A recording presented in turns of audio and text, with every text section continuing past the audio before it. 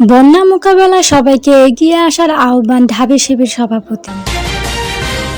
বন্যা মোকাবেলায় সবাইকে এগিয়ে আসার আহ্বান জানিয়েছেন বাংলাদেশ ইসলামী ছাত্র শিবিরের ঢাকা বিশ্ববিদ্যালয় শাখার সভাপতি মোহাম্মদ আবু সাদিক কায়েম। ফেসবুকে এক পোস্টে তিনি এই আহ্বান জানিয়েছেন। তিনি ওই পোস্টে বলেন, একের পর এক কৃত্রিম বন্যা সৃষ্টি করে এদেশে আবারও ফ্যাসিবাদকে ফিরিয়ে আনার চেষ্টা চলছে। ফেনী, নোয়াখালী, লক্ষ্মীপুর, চাঁদপুর, কুমিল্লা, ব্রাহ্মণবাড়িয়ার বন্যার ধকল কাটিয়ে উঠতে না উঠতেই দেশের উত্তরাঞ্চলে দেখা দিয়েছে ভয়াবহ বন্যা। তিনি বলেন, এই দুর্যোগকালীন সময়ে দলমত, ধর্ম, বর্ণ নির্বিশেষে আমাদের সবাইকে নিজ নিজ জায়গা থেকে জাতীয় স্বার্থে এগিয়ে আসতে হবে। সহস্র শহীদের পবিত্র রক্তে ধোয়া নয়া বাংলাদেশের যে ইমারত আমরা স্থাপন করেছি তা অগ্রাসনের পানিতে ভেসে যেতে দিব না ইনশাল্লাহ। সাদিক বলেন, ফ্যাসিবাদ উত্তর সময়ের রাষ্ট্রের উপর যেন আছড়ে পড়ছে একের পর এক চ্যালেঞ্জ।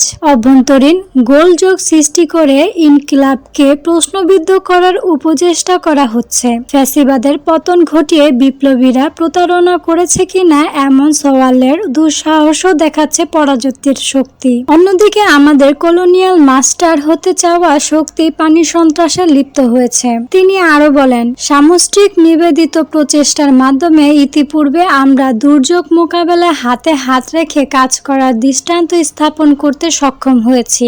এবারও দেশের প্রয়োজনে মানুষের পাশে দাঁড়াবো আমরা, ঐক্যবদ্ধ জাতীয় চেতনার প্রেরণায়। ঢাবি শিবির সভাপতি বলেন, কোনো ফেতনা ফাসাদ সৃষ্টি করে আমাদেরকে বোঝানো যাবে না ফ্যাসিবাদেই ভালো ছিলাম। আমরা যে কোনো মূল্যে আজাদি চেয়েছি, যে কোনো মূল্যে আজাদি হেফাজত করব। তিনি আরো বলেন, আইন শৃঙ্খলা পরিস্থিতির অবনতি ঘটিয়ে কিংবা পানির তরে ভাসিয়ে দিয়ে আমাদেরকে পতিত ফ্যাসিস্টদের প্রতি সহানুভূতিশীল করে তোলা যাবে না। এই দেশটা আমার, আপনার, আমাদের, প্রান্তিক থেকে নগর বন্দর সর্বত্রই ছড়িয়ে ছিটিয়ে থাকা সকল মানুষের। সকলে মিলেই আমরা বাংলাদেশী। কৃত্রিম বা প্রাকৃতিক যে দুর্যোগে বাংলাদেশে আক্রান্ত হোক না কেন, সর্বশক্তি দিয়ে পরিত্রাণ করব আমরা। আল্লাহ আমাদের সহায় হোক, আমিন।